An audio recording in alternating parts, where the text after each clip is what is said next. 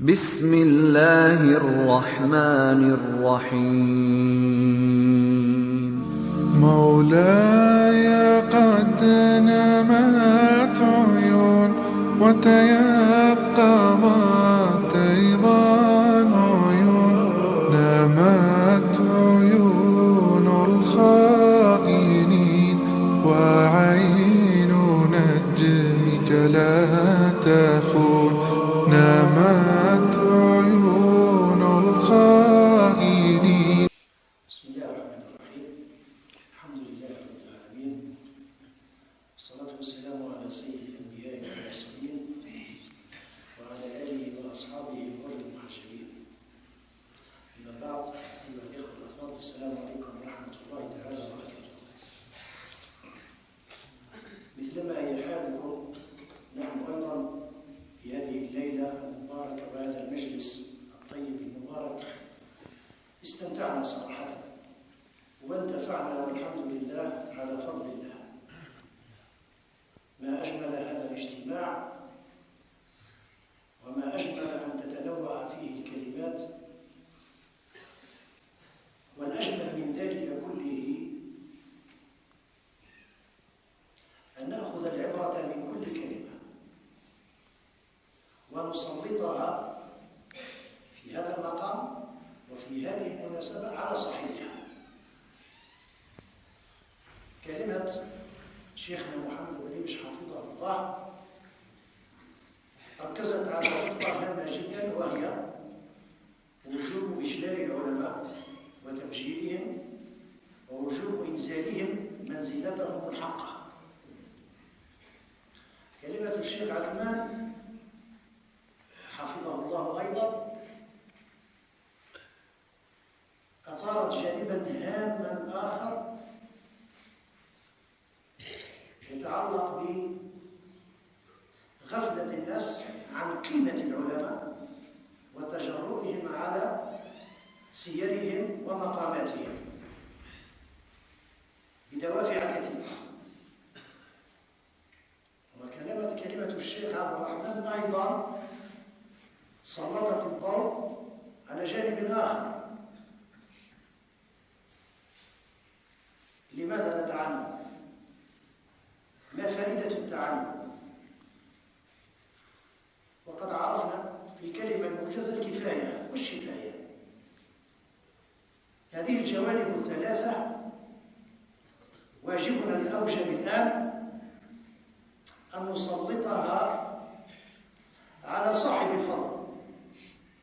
فإذا سألت إخواني من هو صاحب الفضل الآن الذي من حقه علينا أن نعرفه وأن نجتهد في السير على خطاه، فما الجواب؟ ليس النبي صلى الله عليه وسلم. صاحب الفضل في هذا المقام الشيخ عبد الحميد بن باديس رحمه الله. عبد الحميد بن باديس، فيكم يقرأ اللغة ولا يقرأ النحو؟ صار مليح. يقول لي لا تقول ابن عبد الحميد ابنه، هاي ما نقولوش، ما نجاوبوش. يجوز نطقها ولا يجوز رسمها، نقولوها ما مشكلة، بصح في الكتابة ما نعرفش حق تكتبها الهمزة. المهم، فكذا كان تقرأ صحيح إن شاء الله. هذه فائدة بين قوسين. فقلت صاحب الفضل هو الشيخ عبد الحميد بن باديس رحمه الله، عالم جليل ونجم، نعم نجم متميز في تاريخنا. هذا ما أشار إليه الشيخ محمد. والشيخ عبد الحميد بن باديس تعرض هو أيضا وما زال يتعرض إلى التقول حتى في أيامنا هذه، ما أكثر ما قيل عن ابن باديس من أباطيل قيلت على غير علم، وسبب ذلك كما ذكر أيضا الجهالة، يتقولون عليه. وسأشير باختصار إلى أبرز هذه القضايا. ابن باديس ضرب للجزائر ولتاريخ الجزائر ولأبناء الجزائر وللأمة الإسلامية بصفة عامة المثل الأعلى في ثمرات العلم والتعلم. تعلم وعلم وعلم. أحببت في هذه الجلسة أن أذكر فقط ببعض من المحطات في حياة هذا الرجل العظيم الذي ظلمناه كثيرا، ظلمناه في حياتنا. أغلب أبنائنا، السواد أعظم من أبنائنا المتعلمين، لا يعرفون شيئا عن ابن باديس، نكرة، وهذا ظلم وإجحاف في حق هذا الرجل العظيم.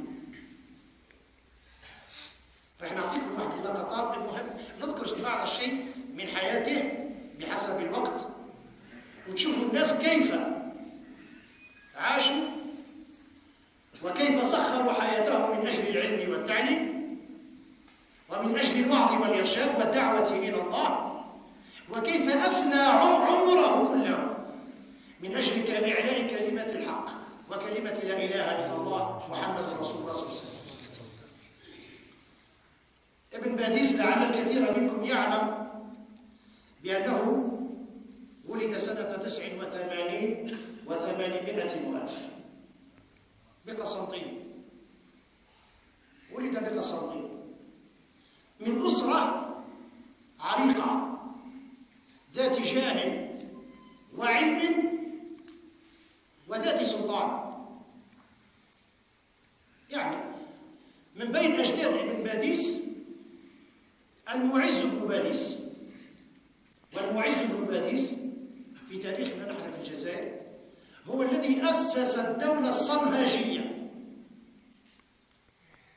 على تبعات دولة الأغالبة التي كانت تحكم مملكة القيروان. يعني جده مؤسس دولة عظيمة سموها الدولة الصنهاجية، اللي يقرأوا التاريخ يعرفوها مليح، وهذه من الواجب أن نعرفها.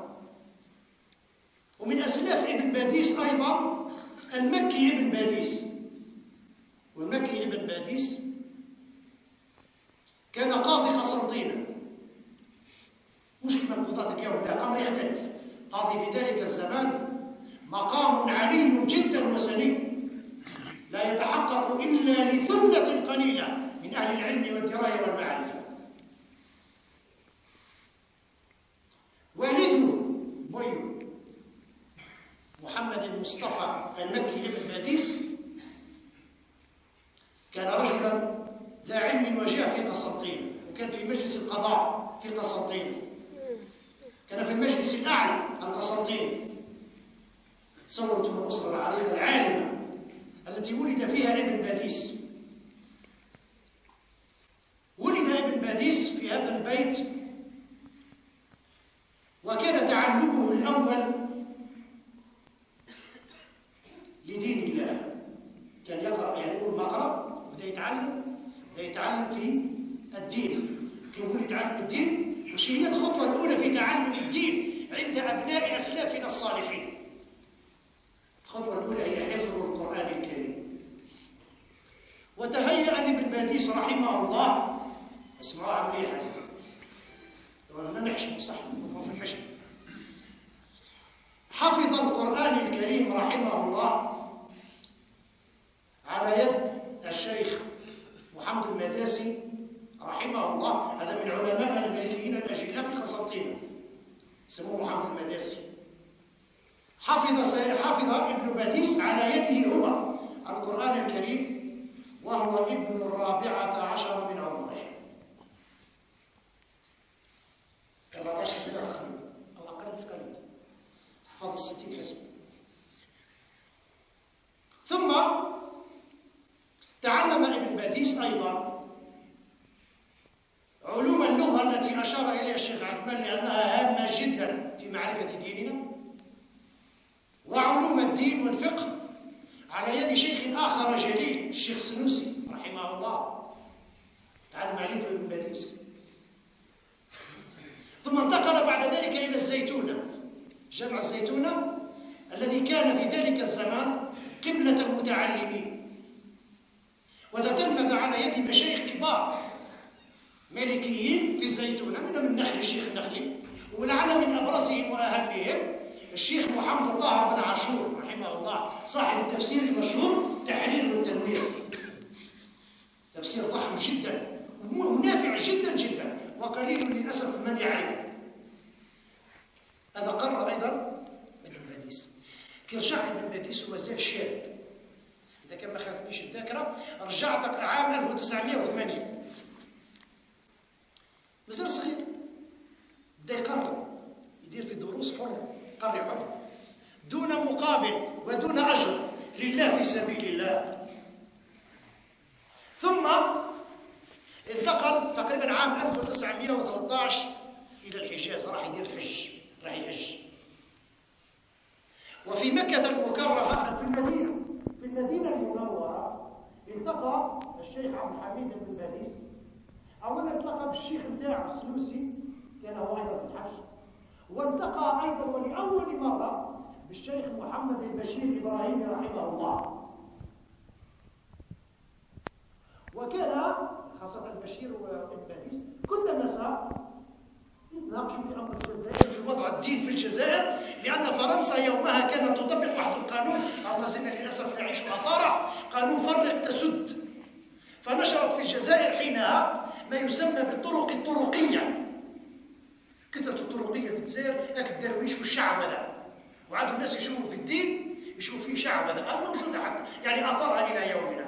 ابن باديس يعي جيدا لأنه تتلمذ في مدرسة النبي صلى الله عليه وسلم، يعي جيدا خطورة هذه الطامة طرقية على الدين، لأنها تنشر كما قيل قبل حين ضلالات خطيرة مفسدة للعقول وللقلوب والعقائد والسير.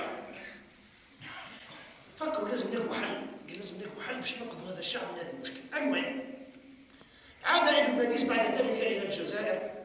شوفوا الناس اللي تستغل علمها، سخر حياته للتعليم. كان صباحا في المرحلة الصباحية، شوف ايش اسمي النهار تاعو، صباحا يقري الأولاد الصغار، يقريهم القرآن الكريم، يقريهم اللغة. وفي المساء كان يقري الناس الكبار، لأن الأمية في الجزائر كانت قوية ياسر. كان يقريهم دينهم ويعلمهم دينهم وينورهم ويحاول يبين لهم أو يشرح لهم، يعني يوضح لهم سبل السلام في ذلك الزمان الذي طغى عليه الضلال. أوقات فراغ، سمعت قبل حين، نحن أوقات فراغنا أين نقضيها؟ نقضيها في المقاهي وفي الملاهي وفي التصكع بين الأزقة والشوارع.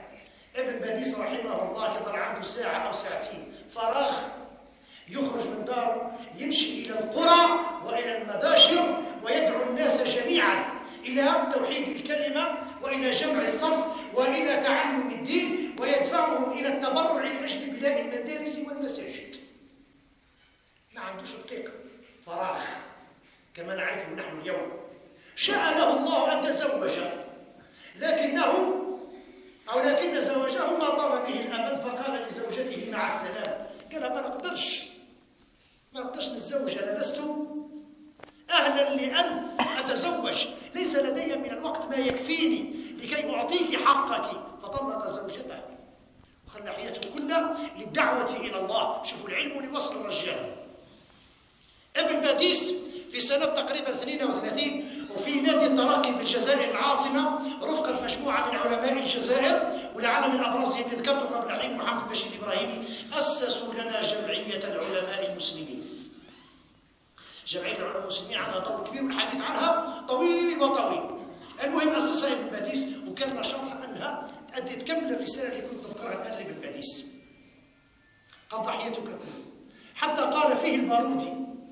شوفوا ابن باديس كان حارم نفسه من الزواج ومن الأولاد، حتى الماكلة كان يأكل أبسط ماكلة، لعله يعني حتى الوجبات تاعه محدودة. كي شافوه الناس وهو يعني قرب على الوفاة نتاعو، لأن وفاته عمره كان محدود، وصفه البارودي فقال فيه: كان عن ابن باديس، اسمعوا كيفاش وصف، أشلاء هبة في ثياب. قال لهم راه مجرد كيما نقولوا احنا كركاس، ما كان حد شيء، لأنه كان نحيف وضعيف. ما الذي أضعفه؟ الهم والانشغال بالدين والانشغال بأمرنا نحن المسلمين الذين الآن لا نعرفه. نحن ما نعرفوش. الراجل مات على جهل نحن، ونحن للأسف مجرفون ظالمون ظلمناه حقه وما ترجع لهوش 1 من 1000 من حقه، على الأقل نعرفه هيك. ابن باديس أسس هذه الجمعية وأصدر جرائد كثيرة، ما زال منها الآن عنوان واحد تسمعوه موجود في الأسواق اللي هو البصائر، هذه أعيد بعثها. لكن البصائر تاع ابن باديس، وأول جريدة أصدرها ابن باديس جريدة تسمى المنتقد، أسسها ابن باديس رحمه الله، وكانت كلها تدعو الشعب الجزائر لتعلم دينه وتعلم العلوم التي نفعه في حياته، وكانت تنشر الوعي بين المسلمين في هذه البلاد الطيبة المباركة. وله جرائد كثيرة يعرفها الناس في التاريخ. ابن باديس، يعني طولت عليكم شوي، ابن باديس في شهر ربيع الأول أو في عام أو في شهر أبريل، يقولوا احنا الآن 16 أبريل من عام 1940، كان ذلك إذانا بوفاة العلامة ابن باديس، عمره تقريبا 51 سنة توفى ابن باديس. هذا المجهود الذي ذكرته وهذا الجهاد ماذا أثمر؟ نجيكم للثمرة الآن. أثمر لنا كتبا نفيسة. ابن باديس عنده كتب يا إخوان، وللأسف الشديد أيضا حتى المنشغلون بالعلم قل منهم من يعرف هذه الكتب. هل تعلمون أن ابن باديس رحمه الله فسر القرآن؟ عنده كتاب يسمى تفسير القرآن الكريم. هذه تقريبا نقطة كم